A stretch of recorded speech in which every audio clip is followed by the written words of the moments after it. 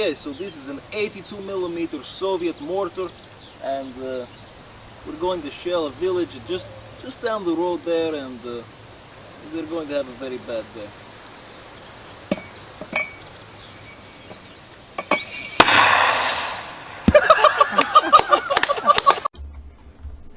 Ladies and gentlemen, welcome to Off the Cuff.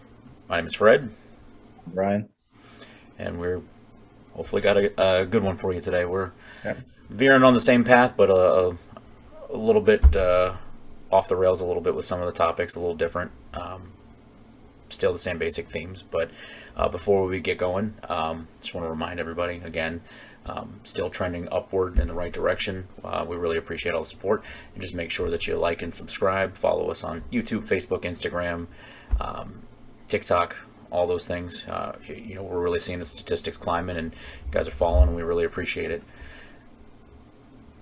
Yeah. And don't forget to comment suggestions for the videos. We do have an upcoming series. Hopefully we'll get done soon. Facts and myths about police officers. So hopefully we get some more suggestions and make more episodes and get that out as soon as we can. All right. So basically the topics we're going to go over today are school resource officers, some comments made by the press secretary of the United States, and some cars. I'm not a very big car guy, but I got some opinions on foreign and domestics. So we'll start off with the SROs. So we came across this article in on Police One, which is a police-oriented website. It's about Indiana School Board votes to disarm school resource officers in Monroe County. So I'm going to get your opinions on that before we actually go into the article. Well, like I said, without going too crazy into the article, with this being such a topic that Indiana, Monroe County decided they needed to vote on it, with the goal being for them to, they still have resource officers, but they weren't going to be allowed to bring their firearms into the school. That is just a boneheaded idea. There's just no two ways about it. I mean, you can have all these discussions and you can have all these opinions on guns and safety and all that stuff, but to disarm police officers when their whole job is to be there armed to protect children is idiotic. There's just no two ways about it. Yeah, exactly. And I mean, there's a debate going on whether, are school resource officers really good for school, or if it's just a quicker way for people to go to prison. I don't believe that at all. I believe it's there to protect the children from threats that may come from, people who are wanting to harm children. I mean, there's no two ways about it. I don't think it's going to be a, prison or school to prison pipeline. It's just a way of protecting kids. But I'm not a school resource officer. I haven't been a school resource officer, so I'm not really 100% into what they do day in and day out. So, well, for a very brief period of time, probably a few months, for a year, I worked on a college campus, and for a few months of that, I worked on they have a collegiate high school on the campus, and they assigned the college police officers to go work the SRO responsibilities at the high school. And I always thought I would hate it. I have kids, so I know how awful kids can be sometimes and how miserable they can make you. You want to pull your hair out. I thought I would hate every second of it, but honestly, that was some of the best time that I've had as law enforcement. It helped that the school is generally for kids that are, hard workers, they're overachievers. The whole objective is for them to, they get basically 2 years of college done while they're in high school, and then they basically transition over to, it's like advanced classes, and they transition over to the college side where they're doing very minimal at the high school, and they walk out with a 2-year degree when they walk out of high school. And so as a whole, generally the students there are already above and beyond as far as character and stuff like that. They're there to work, they're there to learn and get ahead, but so it helps when the children are of a different caliber, than a lot of the public schools that I even went to and attended, and it was great. I mean, those kids were awesome. Even when I didn't, even the ones that were a pain in the butt were still much better than what better behaved than my kids sometimes. So, like I said, that was some of the best law enforcement work that I did dealing with them. And I really went in thinking, I'm doing this just because I'm being voluntold that I have to, and this is going to be miserable and I'm going to hate it. And I loved it. It was awesome. So just sort of playing devil's advocate here. So, don't you think we should spend money putting psychiatrists and therapists in school too, or just keeping the police there? To be honest, as a parent, I think schools generally have good intentions with a lot of the things that they're doing. I don't think that any of the schools are actively doing things that they know aren't good ideas, but with school-aged kids right now of my own, I feel like a lot of times they're just overstepping their bounds. There's a lot of issues that are going on in the schools that, our guidance counselor's good. Yeah, probably. A licensed therapist that's going to go in there and start poking around my kid's head and start diagnosing my kid and making judgments about their behavior and stuff like that. That's going to go on permanent records. I don't know that I like that, because so many in the mental health field right now and so many in the school field are big into drugging kids and getting them on all kinds of mental health drugs and stuff like that, when that may not be necessary. And that's really up to, I think, me and you or anybody else as a parent. If we have a discussion with the school and you're telling me that there's a problem and I go have my kid speak to someone, that's my decision. To actively put someone in the school that's going to make those decisions for me and potentially be interviewing my kids without my consent. And in reality, we've seen it, in the real world outside of the four walls of the school, when you have situations where you have children or people in general, and we're sending these licensed therapists in some of these states, these counselors instead of police officers, and they're trying to deal with mentally unstable people that could potentially stab or kill them. I want somebody in the school that's going to protect my kid, and words aren't always going to do it, and unfortunately that's what they're trained to do. And I'm not advocating for SROs or school faculty to be able to spank or hit your kids or anything like that, but if you saw some of the regulations that they have to go through when they're dealing with unruly students and the things that they have to do and the guidelines and the checklists, it's a wonder some of these faculty members don't get killed or beaten senseless by some of these more aggressive students. But it is a good idea, especially with this day and age where people are, have these unfortunate tragic events where mass shootings occur. And that's a good thing to have an armed police officer there that can call even quicker than a private security guard could for extra people, or even the police.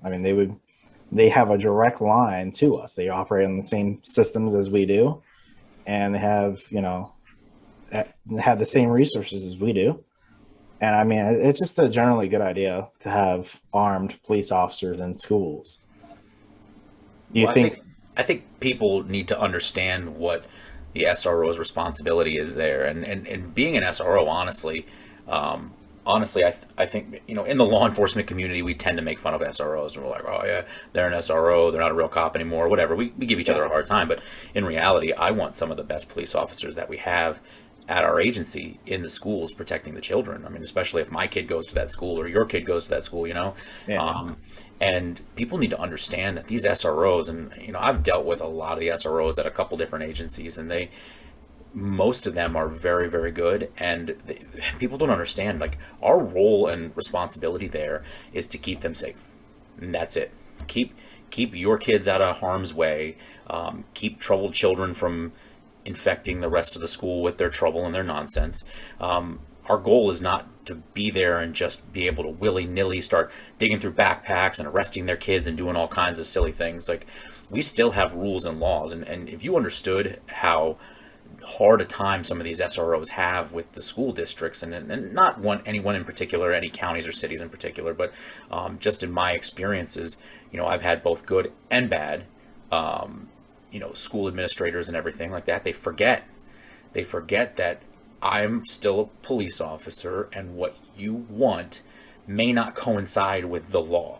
Like, you may be able to do that as a school facility, a teaching, a learning facility. You may be able to do that and get away with it. But as a law enforcement officer, I don't have the rights to do some of these things that you're asking of me. And it becomes a real headache, and you can butt heads a lot. Yeah, and I remember when I was going through school, the administration had to actually go search your backpacks or search your lockers, and they could provide it to the school resource officer, but not actually the school resource officer himself or herself couldn't just start going through backpacks and starting going through lockers, stuff like that. It's more of an administrative ordeal when that happens. And whatever they discover, they can turn over, but not, Well, and just to be able to be there and give insight on a lot of things, I sat down and, when I got to that high school, and I flipped through their little, their ops plan, their operations plan for, an emergency situation. And yeah, they sat down with the agency that you and I now currently work for, and they had a good plan laid out, but there were some things that, maybe they tweaked themselves that were not appropriate. They were not good decisions. And then when it came time to go through drills and do the things and put these things into practice, like, these people had no idea what they're doing. They had no clue what they're doing. They had a million and one different areas where they thought they were doing the right thing. And, they thought they had good ideas, and they don't look at it from the perspective that we look at it. They look at it from the perspective of what's going to make these children feel like they're safe, what's going to make them feel like they're in a good environment, what's going to make them feel comfortable. And our perspective is what's going to actually make them safe, what's going to actually keep them out of harm's way, and what are actual good ideas to prevent mass trouble. And we had to tweak some things, go over a couple things. I had an assembly with the students, and a lot of them didn't want to have discussions about school shootings and active shooters and stuff like that. But those are sometimes, we don't have to go into discussions about gory details and stuff, but we have to prepare for possibilities, and they have to be aware of what the best case scenario is, and best case scenario for as far as the way to handle things and what they need to do, and understand that it's going to be scary and you're going to lose all your motor skills in that stress. Yeah, and I mean that's a good portion of our job, is also thinking through scenarios when we're going to even the most seemingly non-police orientated call, like a barking dog or something. We have to go through so many scenarios in our head, and school resource officer probably has a lot more that they have to worry about as well, because they are, in fact, the front line if something was to happen at the school. Sure. They're going to be there well before the rest of us are, and they're not, they start hearing gunshots, they don't get to stop and wait for backup. Yeah. Doesn't work like that. Yeah, because they're right there. So to turn around after all that, all the safety issues and everything that the school resource officer is there to stay on top of and maintain an active watch over, and all the things that he's responsible for as far as child safety, to turn around and say, yeah, we really want to keep you in the schools, but you're not allowed to bring your gun in. You're going to have to leave your gun out in the car, or you're going to have to leave your gun off the property. That's a no-go for me. You're going to find, if that gained any traction, you're going to find no one volunteering, no one agreeing to go work as an SRO, because Exactly. You could work at a great school where, knock on wood, there's never going to be a school shooting, but that one time that you don't have your gun is going to be the one time that something stupid is going to pop off, especially when you get these triggered teenagers that, they get upset and they realize, a lot of them, I'm willing to bet, and I don't have any statistical data to back that up, but just knowing how people are and how people think, deterrence, half of what we do is visual deterrence. driving around, being seen, parking cars and running radar, and combing through neighborhoods, doing traffic stops. A vast majority of what we do is just being seen, preventative care for the community. And you walk into school every day and you're getting bullied and beat up, and all of a sudden you decide you want to do something stupid, and the one thing that's stopping you is now gone. It's not allowed to be present in the school. The quickest way to end your bad decision is gone. I think that's a recipe for disaster. Yeah, it truly is. I mean, I don't know the statistics as far as Indiana and that specific county. I don't know any of that, but I mean, like you were saying, we are the deterrent. That's why our cars are mostly highly visible during the day and night. So people do see that. It's like, maybe I don't want to commit this crime right now, or maybe I shouldn't, or stuff like that. So, in general, just overall, I think it's a terrible idea, and just like a lot of this other stuff that we've been discussing these last few episodes, like this is one of those things that I think is going to end poorly, even if it's just, and God forbid, I hope it's not something massive and tragic, but at some point something's going to happen, and it's just a matter of when, not if, and something bad's going to happen, and they're going to realize that, oh, this was a bad idea, and I shouldn't have done that. And if they would it's so maddening to be in a position where you can give your thoughts and give your opinion to people and they don't listen, and they come out in droves and they just fight against something that is there to protect them, and they end up hurting themselves in the long run. Exactly. All right. And with that, like I said, SROs, very, very important aspect of law enforcement. Very good idea to have them armed at the school. Any final thoughts on that, Fred? Yeah, I mean, I know people don't want to hear it, but our SROs, I mean, they need to be equipped. They need, I guess, for lack of a better term, like a safe space or like an office with a bunker where they can have safes, and they can have, they need the rifles that we carry. They need shotguns. They need, they need body armor. They need ballistic things. They need shields. They like all the stuff that we carry sporadically with supervisors and God knows what else. And they need those things. That was a big headache, was trying to get them, because my sergeant, thankfully, that was in charge of me over there, he worked hard, he pushed hard, like this guy needs a vest. Like we always had vests, but they wanted additional ballistics, because I mean, the odds are you're going to run into something that our regular vests aren't going to stop. Extra ballistic coverage, the shield, even if it's just the shield, getting a rifle, because we had rifles on the college campuses, and he had a rifle. He was on the college campus side, but he had a rifle in his safe. But I'm sitting there, sit and duck. You know what I'm saying? If somebody comes in school with a rifle and I got to wait for him, and granted it would only be like a 2 to 3 minute wait, but if I have to wait for him, most of the damage is done by the time he gets there. So I think with all these mass shootings that we've seen and all the problems that we've seen in the schools, I get the fear and the paranoia, and it takes over in your brain, and you want to jump right into let's get rid of the guns and stuff, even with the law enforcement, because that's better, that's safer. If we eliminate guns, then there's no danger. But you'd be trending in the wrong direction. I think that you really, really, really, really have to consider, especially since allegedly you're having the firearms in the hands of the right people, that those are protections that need to be there. Yeah, and definitely don't need to be stripped away from trained officers and deputies. All right, as far as that, we're going to go ahead and head into our next section. Some comments made by the Press Secretary of the United States, Jen Psaki. Miss Circleback, yes. We'll circle back to that. Yeah. Thing the president would say. And there are communities where local violence and community violence is an issue. And that's one of the reasons that we have proposed and have now are implementing funding for community violence prevention programs across the country. I will say that we don't often highlight, and you just gave me the opportunity to, the fact that between mass shootings that get a lot of attention, that we lower the flags there are hundreds, thousands of people who lose their lives. And that's one of the reasons the president will continue to advocate for the Senate passing universal background checks, but also advocate for actions in states where we have seen the greatest level of activism over the past several years. Does COVID have anything to do with the increase in numbers that we've seen in the last year?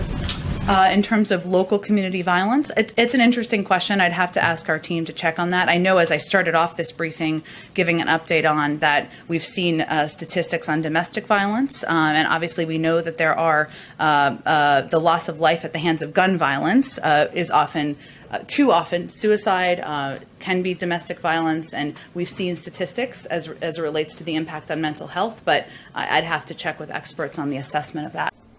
Okay. So a lot to unpack in just a short kind of quote there. What are your first initial thoughts on what she said?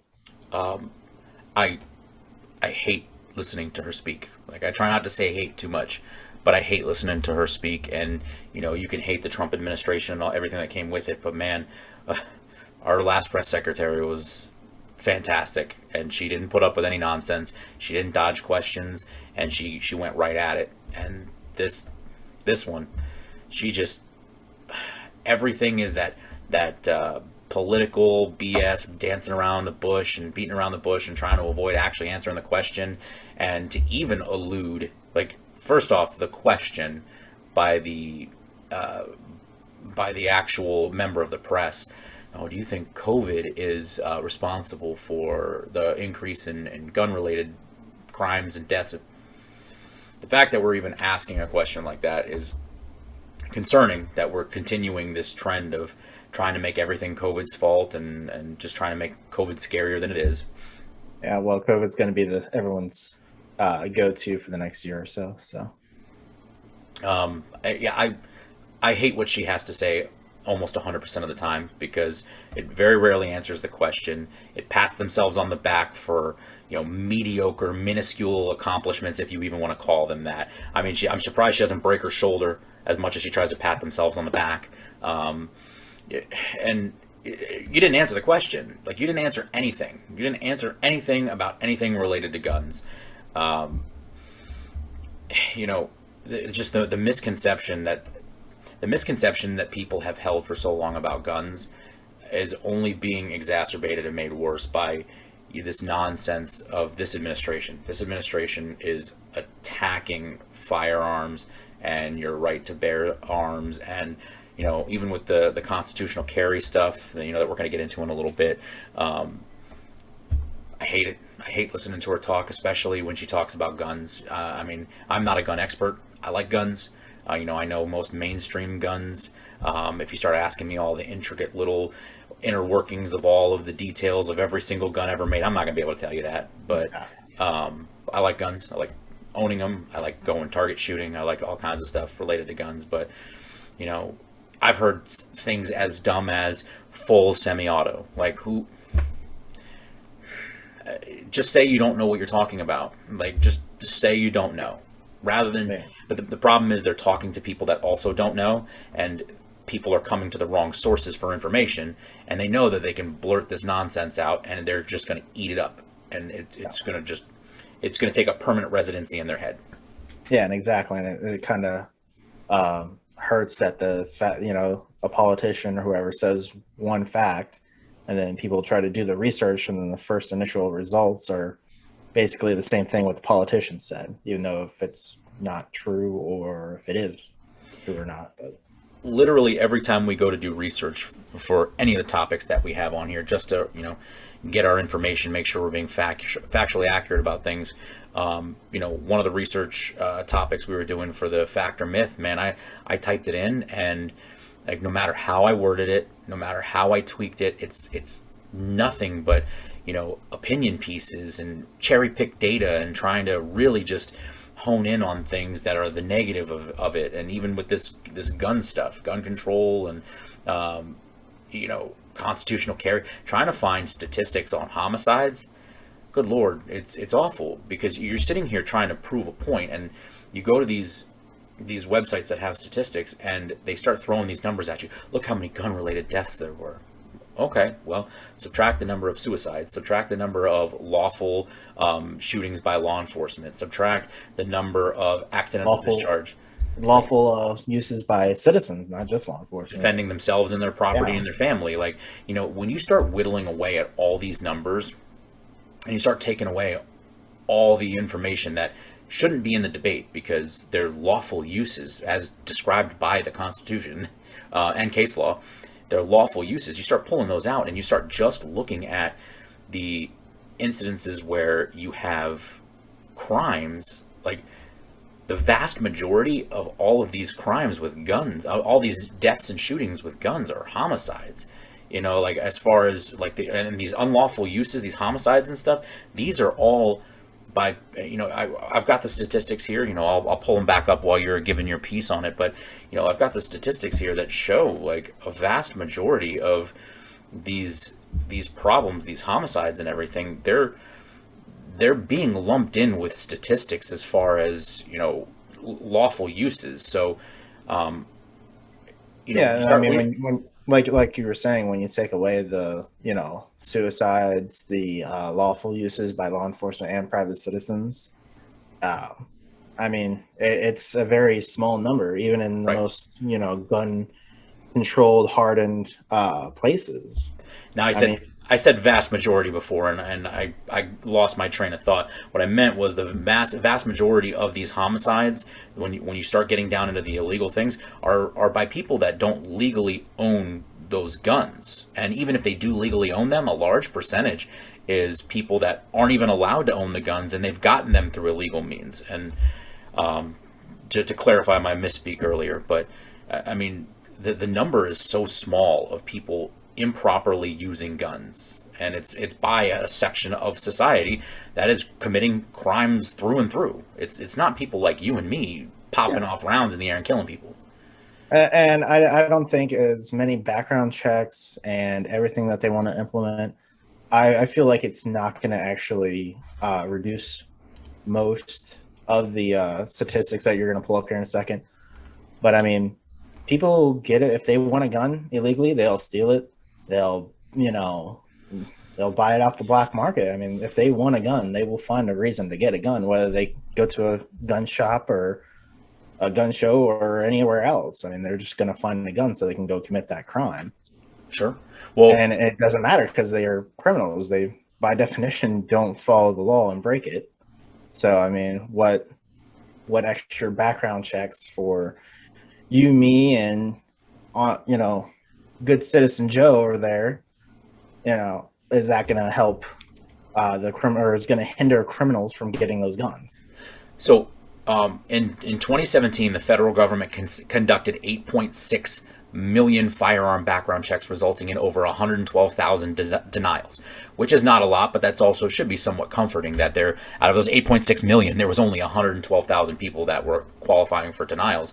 Out of those 112,000, 12 people were prosecuted based on the denials. They obtained 8 guilty pleas, which is about less than 0.01% of the denials. But if you look at the statistical charts and everything, from 1998 to 2018, 53% of the denials for background checks or for criminal convictions, and then it drops all the way down to 12% for fugitives from justice. But some of the reasons that they're, and everybody says, oh, well, you can be a crazy person and you can go get a gun, you can do this, you can beat the background checks here and there. Some of the reasons they're denying people for these background checks are fugitives from justice, domestic violence suspects or actual convicted domestic violence abusers, illegal drug use. They're prohibited by their state law. That was only 6% of the time. They have domestic violence restraining orders. They're under current indictment. They're adjudicated as having mental health issues. These are already things. Illegal, it says on the chart, illegal alien, federally denied persons, dishonorable discharge from the military. They renounce their U.S. citizenship. So, all these things, these people talking about all these loopholes and everything that people are going through, these loopholes do not exist like you're being told that they do. I mean, just the laundry list of things I rattled off to you, most of those, people should not be having guns for those reasons. Absolutely. And adjudicated mental health. I mean, You know, if somebody's not deemed mentally incapable, then how do you expect a background check to stop that? I mean, you can't just say, oh well, I think that's crazy, and that's the problem we run into too a lot of times with this stuff. Yeah, and standards, especially for governmental policies, need to be subjective and, you know, not based on feelings and other stuff. Like I hear a lot of politicians, oh, the gun show loophole. Well, no, gun shows will have to do background checks. Well, you can just order guns offline. Yeah, but unless you're a federally licensed firearms dealer, you have to go have it transferred to a gun store and then have a background check done on you, because that's how I've purchased 2 of my unnumbered amount of guns, is through the internet, and I had to go get a background check just like everybody else. Do people not follow laws? Yeah, people don't follow laws. But if you go to a gun show, if you go to a gun show and you purchase a gun and they don't do a background check for you, they are federally liable for arrest. Like, they're violating federal background check laws. So if they're not doing that, you know, is it possible that it happens? Sure. But they can be arrested and prosecuted. I mean, like you just said, people don't understand. They think, oh, you know, I went on arms list and I bought a gun. I can buy a gun and they can just ship it to my house. That's not how that works. It has to go like you said, they have to find an authorized gun retail shop in their area. They have to tell them, hey, listen, I'm selling this gun. They're going to run a background check on you. They're going to package it up and they're going to ship it to another authorized gun retail shop in that area of the person you're sending it to. And that gun shop will not release it to the person until a background check is completed. This nonsense, like these people, they just talk and talk and talk. None of that is accurate. None of what you're saying is accurate. And the problem is that they've never gone to a gun store or a gun show and actually bought a weapon or bought a firearm at any point in their life. And they're just like, oh, well, you know, I'm a politician and I know everything. And people who listen to those politicians are like, well, if they said it, they know what they're doing. They did their research. Well, and I think half these politicians, you know, half of them are probably stupid, like you said, and they're speaking on things they don't understand and they haven't done the research on. Well, I think it's a greater likelihood is it's gun grabber politicians that know that they're being dishonest and they're saying these things because they know people don't want to do their own research. They don't want to look things up. People want to be told what to think and just run with it. And it is so much easier to turn on the TV and listen to some moron tell you, oh yeah, guns are evil and people are just buying them in droves illegally from gun shops and they just do whatever they want and the government's not stopping them and we need new laws. If we enforced the laws that we already had, there would be a lot less problems. And I know in your year and some change, I don't know how many times you've run into gun-related problems. And I'm not going to say that it never happens. I have never been involved in an investigation, where someone shot or possessed a gun that they, you know, shot or possessed a gun, and they were arrested for it, and they were legally allowed to have it. I've never, ever, and again, that doesn't mean it doesn't happen. Yeah. I've never been a part of someone going to jail for shooting someone, and they legally obtained that gun. And people don't understand. If I live with my parents and my dad's irresponsible and has a gun and doesn't lock it up, and I take that gun and I go kill somebody with it, that's not legally obtained. And I fully support, in that scenario, my dad being liable for that. I fully support that. So, yeah. And I mean, it's just shocking since everyone usually, you know, has one of these in their pocket every day and basically has the whole world in their pocket, all the information in the world in their pocket. And if they just spend a little time on that and actually not just comb through the first 3 articles on Google or Yahoo or whatever, you know, and do some research, then it's obviously going to be a different story. So just kind of going back to what we just said, as far as all the background checks and all the information, this is a Just Facts website that kind of goes over all the statistics and everything. It says under federal law, it is illegal and punishable by up to 10 years in prison for the following people to receive, possess, transport any firearm or ammunition. And it goes through all those lists of people I just read you off that statistical chart: mental illness, convicted felons, and stuff like that. It is illegal and punishable up to 10 years in prison to sell or transfer any firearms or ammunition while knowing or having reasonable cause to believe that the person you're selling it to or transferring it to falls in any of those categories. It is illegal to engage in the business of importing, manufacturing, or dealing in firearms without federal license to do so. It is illegal for any federally licensed firearms business to sell or transfer without conducting a background check to see if the buyer and recipient fall into any of those categories. And it is illegal for anyone except a federally licensed firearms business to sell, buy, trade, or transfer a firearm across state lines. And these are per federal laws. So my question is, what are these people looking for as additional gun laws? Like what gun law that's not and this is the problem, and this is what these people can't answer. It's like, oh, we need stricter gun laws. Okay, so what gun laws that are not already on the books are you going to implement that are going? You want background checks? Guess what? They're already there. Well, we want stricter background checks. And these politicians are the ones that are like, well, we need this and this and this, and I usually watch and I'm like, okay, we already have that. Apparently, you have never purchased a firearm, or B, know about it and just don't care. Like you were saying, just want to mislead people. But I mean, going back to, if you go buy a gun for somebody that can't buy a gun, if you go every gun store I've been to, if you look around, you see, don't buy for the, they have like posters, don't buy for the other guy, and it's like 3 years, I believe, and $10,000 fine.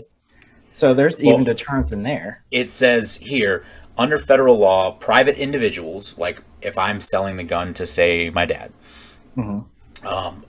under federal law, private individuals are not required to conduct a background check before selling or transferring a firearm to someone who lives in the same state. But it is illegal and punishable by up to 10 years in prison for a private individual to sell or transfer a firearm while knowing or having reasonable cause to believe that the recipient falls into one of the prohibited categories. Yeah. So, I mean if my dad sells me a gun and knows I'm a registered felon, that's 10 years, up to 10 years in prison. For him, not. Yeah, for him, and then me for whatever charges, applicable charges, possession by a registered felon or whatever.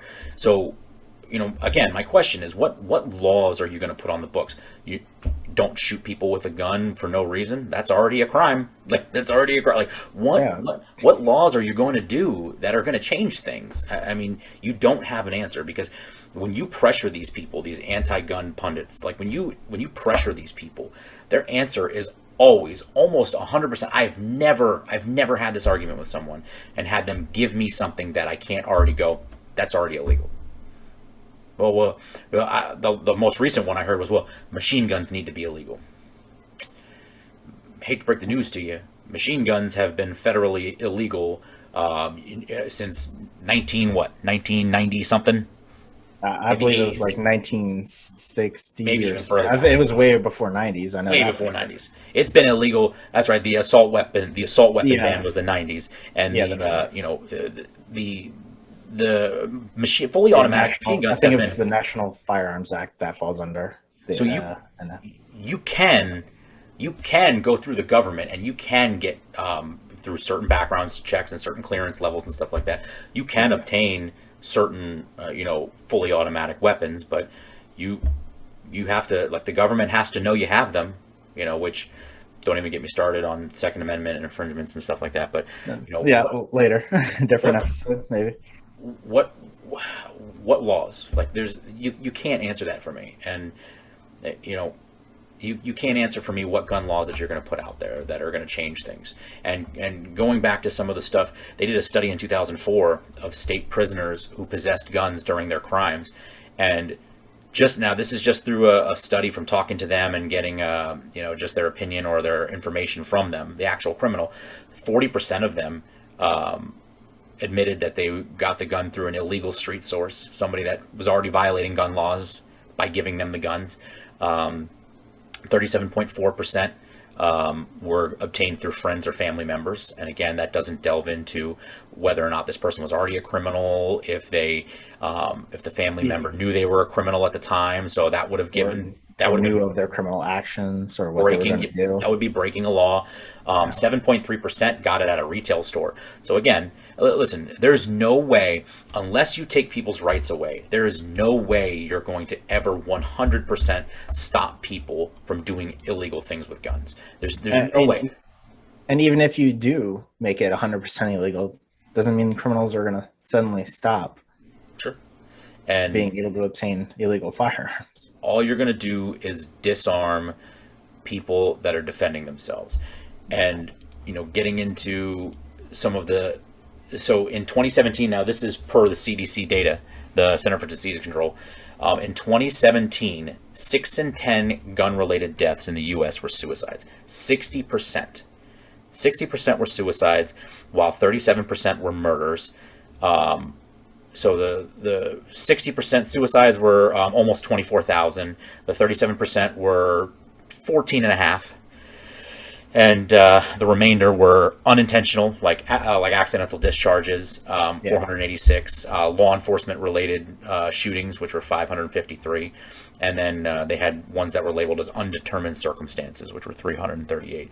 So I mean, you take out all these, all these other factors, all these other numbers, and you've got murderers running around. You've got criminals running around misusing firearms. I mean, this is not a sweeping problem where, good people, they just go out and they buy a gun and they go kill somebody. Like, this is not a sweeping problem that you're running into. And that's the biggest beef, I think, that these anti-gunners don't understand from pro-gun people is you are making stricter laws, and the only people these laws are affecting are people like you and me that want to own guns for the defense of our family and our friends.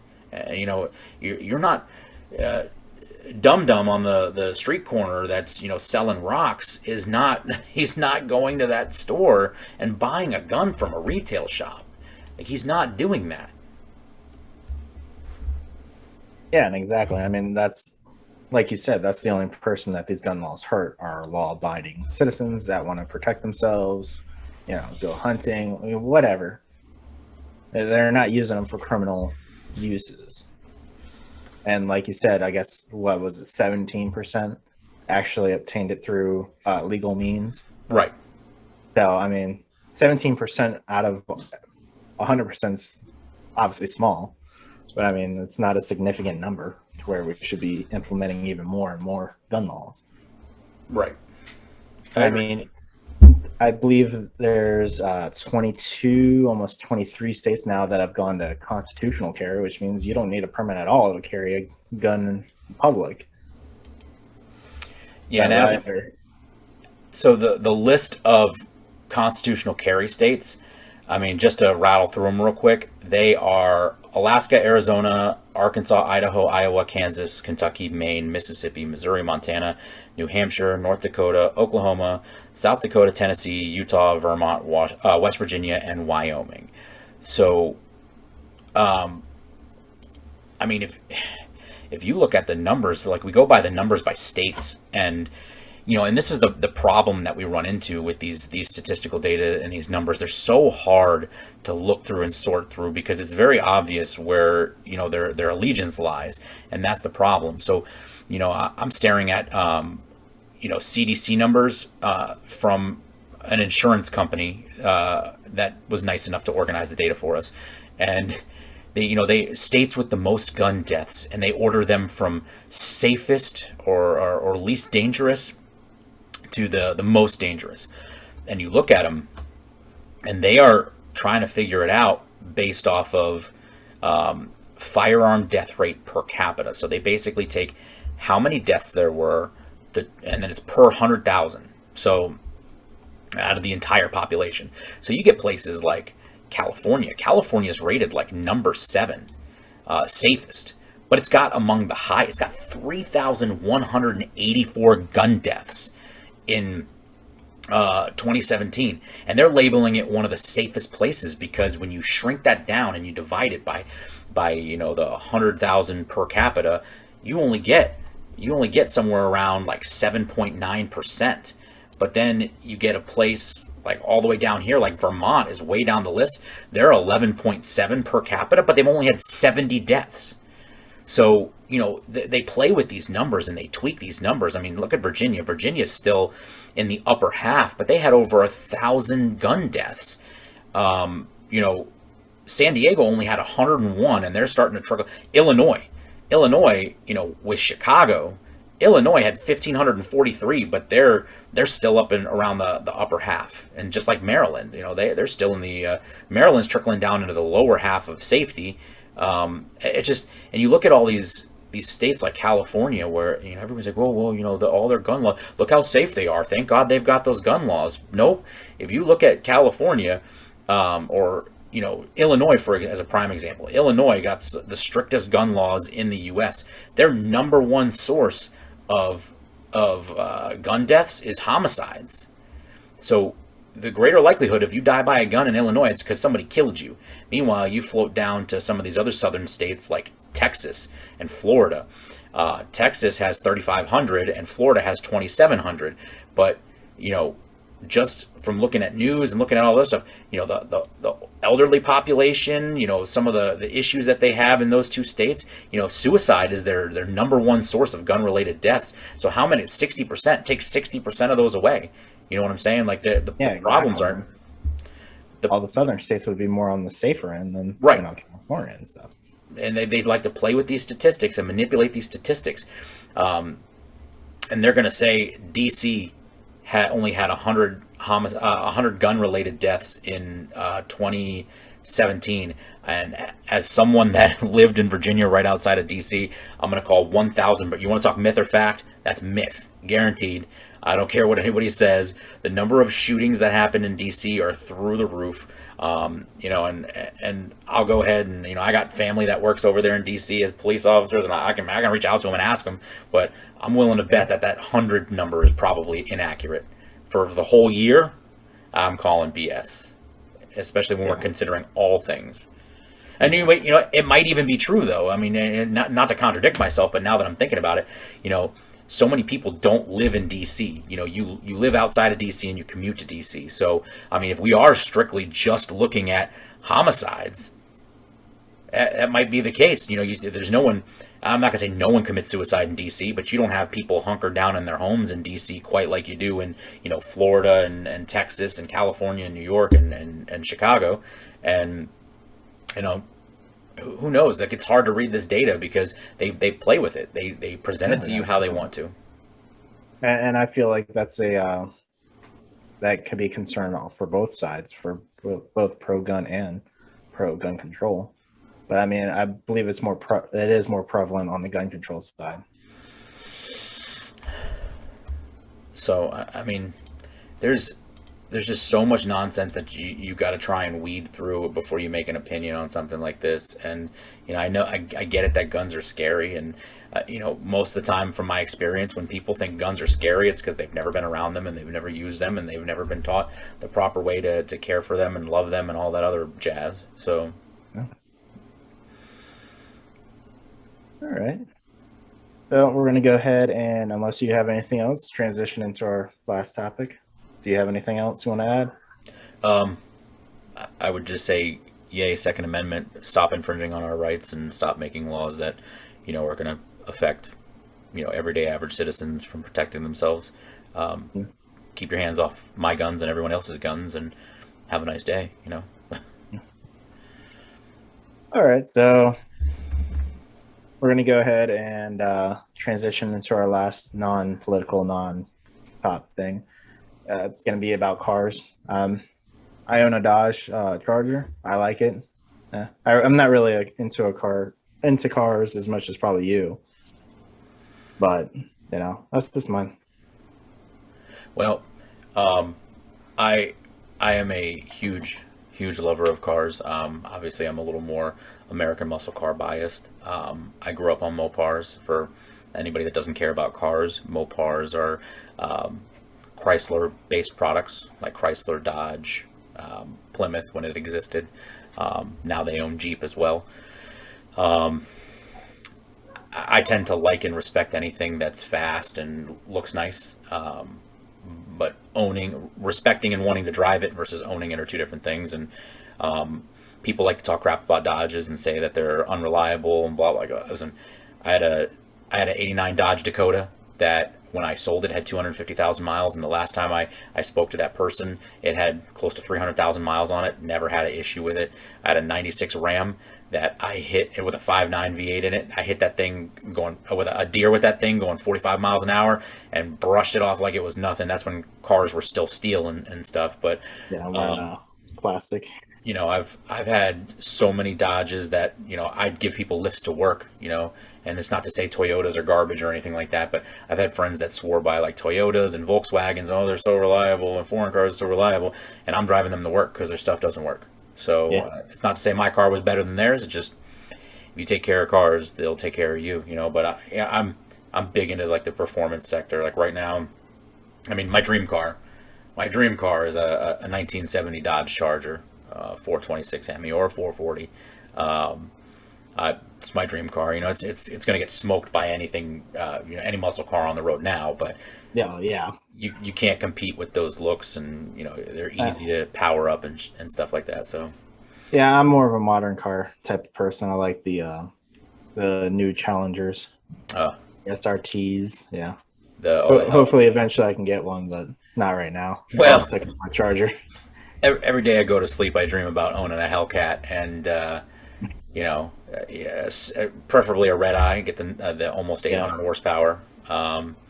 But then I was at the local Dodge dealer the other day, because right now I'm, you know, I got a hold of my dad's Hemi Magnum, and you know, I'm gonna, you know, give like a tribute, you know, to my upbringing with my Mopars, and try to turn this thing into an awesome like muscle performance car. I know it's a station wagon, but that's half the fun, getting a car that doesn't look like it's fast and crushing everybody. To go back what you were saying, I'm pretty sure you want a Cybertruck from Tesla. Not even a little bit. Not even a little bit. That has got to be the ugliest vehicle I've ever seen. And some of those Teslas look awesome, but that was the ugliest piece of crap I've ever seen. I know you love those things, but no. I mean, if I had enough money to get a Tesla like Roadster, I would totally just get one to have one. Yeah. But I have to get my Challenger first. Well, you know, and I was at the local Dodge dealership getting my the Magnum looked at, since we're trying to get it back to life, and it's I saw a Hellcat there, and it was a red eye. It was gorgeous, and it was probably about $70,000, $80,000. I'll tell you what I'm in love with right now is Ram just came out with that TRX. That's a play on T-Rex. It's the Raptor competition truck, and that's the reason why you have the T-Rex. Happy accident. So sure. So you know, it's a 702 horsepower off-roading truck. It's got 0 to 60 in Corvette times for a 5,000 pound truck. That's insane. It's $70,000 to start, and you know, with all the bells and whistles and the Rhino liner and all the other garbage the dealership threw on, and it's like $103,000. I mean, you've lost your mind.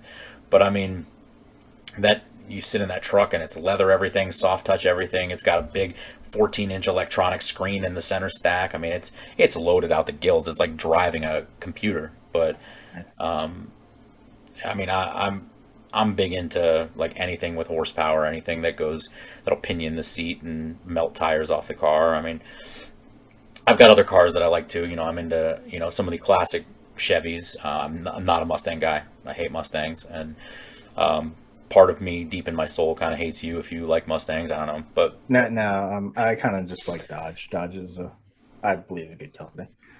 But you know, some of the classic Chevys like the Chevelles and stuff. If you haven't noticed, I'm into like slightly bigger cars. I never really I mean, the old Challengers, I like them. I would take one, absolutely. But you know, those are smaller cars. I definitely would prefer like a bigger car, like a Charger or a Roadrunner or a GTX or anything like that.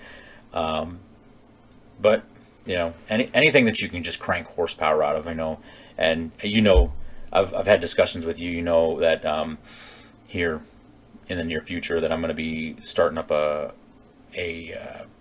car channel. Yeah. What was it called again? 345 to life, sir. And we're basically going to be, it's going to start out resurrecting that 5.7 liter Hemi, which is a 345 cubic inch motor.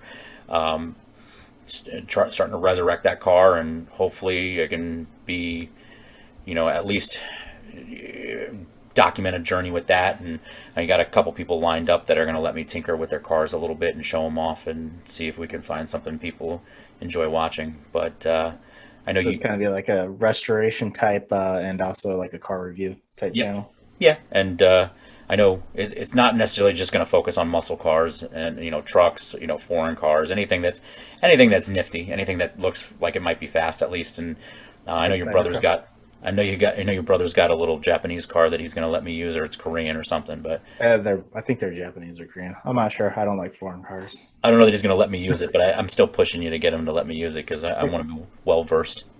He just wants to show it off, so he'll let you use it. Fantastic. And listen, I know I talk too much, but I'm all about letting people come on here and talk their ear off especially about their car, all day long. Yeah.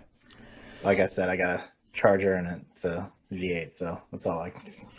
Oh yeah, I mean, you got the 5.7. Listen, let me tell you something. If you put enough money into that thing, I've seen plenty of times where people have gotten those 5.7s cranking out like almost Hellcat numbers to the wheels. So, I mean, I've seen people. I mean, obviously, if you tune that Hellcat, it's going to smoke a 5.7. But most people that get Hellcats don't bother souping up their cars because most of them are average Joes that just have more money than sense, and they already have 700 horsepower. So what do they care? You could probably upset and embarrass some Hellcat owners, with that 5.7.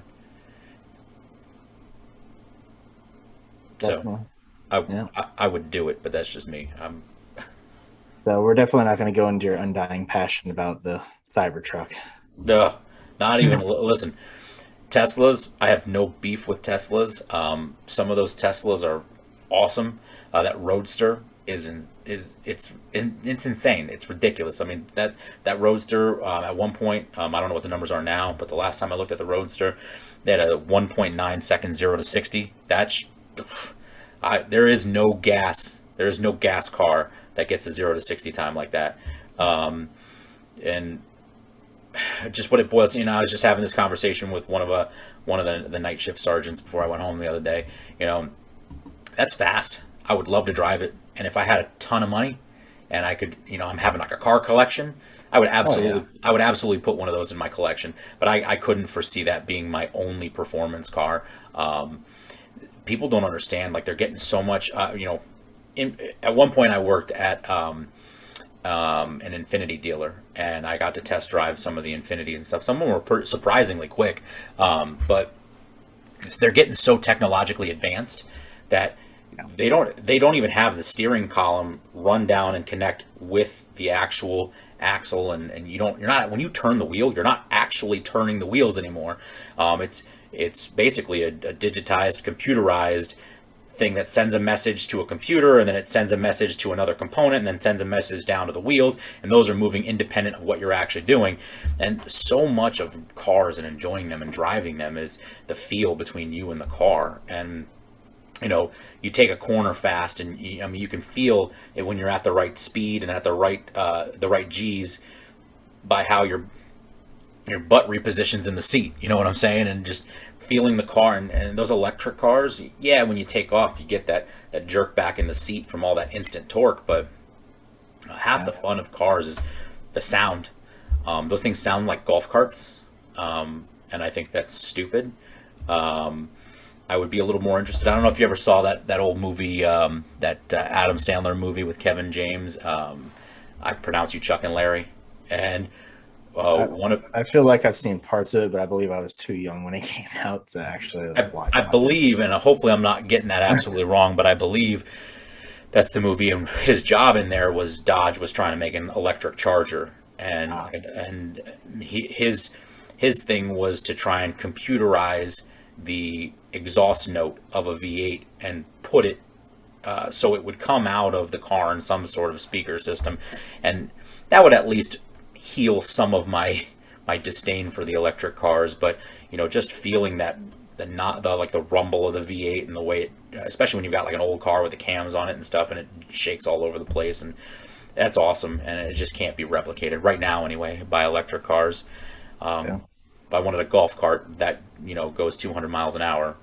I mean, I want a gas car that when I roar past parked cars, it sets off the car alarms. You know what I'm saying? And that may be annoying to people, but it is what it is. So, yeah, I mean, I could go all day on cars. So Yeah. I know you're not huge on cars, so I appreciate you. Nah, letting so me that's jaw why I jack was about cars a little just bit. letting you talk. Plug my upcoming ventures, so I appreciate that. No problem. I was gonna do that. We'll probably have I was like, okay, sure. we'll probably have a reunion over there at some point, especially if your brother lets me play with his car a little bit. Yeah. So Maybe if I get my car souped up, I'll there you go. put it your way as well. So again, just make sure before we get out of here, definitely tune in. We're looking to have a special guest for our myth or fact video that we're going to be doing. It should be up in the next day or so. Once we iron out the details and make sure it's good, we're really hoping to have a guest, and it's going to be somebody from our law enforcement family. So we definitely, some of the myth or facts are going to dive into, some of the more detailed parts of law enforcement. And he's been doing this probably about as long as I have, maybe a little more, maybe a little less, I don't know. And we can get a well-versed opinion on things. And definitely, so you don't miss that video when it drops, definitely, subscribe to the channel. Make sure you hit the bell notification. Just go ahead and put all, because if we start customizing it, that just hit all, and that way every time we drop something, you guys can be the first to watch it and help us out. We really appreciate it so far. Comment suggestions on how we can improve everything. Topics. If you want to be on the show, maybe we'll let you come on if you got unique experiences or disagree with us even. I mean, that's what our ultimate goal is, to get people on here that disagree with us and just have a conversation. Yeah, and you don't just have to be in law enforcement. You don't have to be family law enforcement.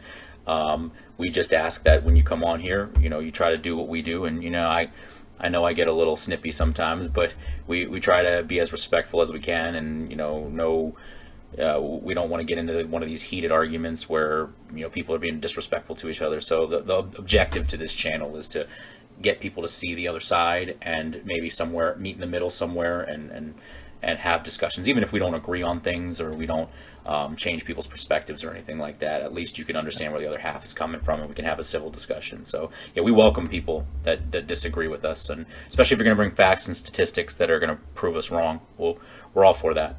Yeah. All right. Well, thanks for watching.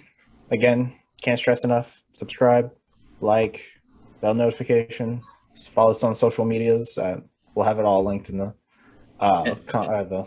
definitely hit it. Definitely hit us up, man. We're always looking for suggestions or topics and things like that. We value everybody's opinions because we make the content for us, but we make the content for everybody watching. So we want to know what everybody thinks, loves, hates, and wants. So yeah. All right. Thank you. We'll catch you on the next one. Thank you. All right, see ya. Okay, so that was pretty good. The last one went about 8 feet, so let's see how far we get with this one.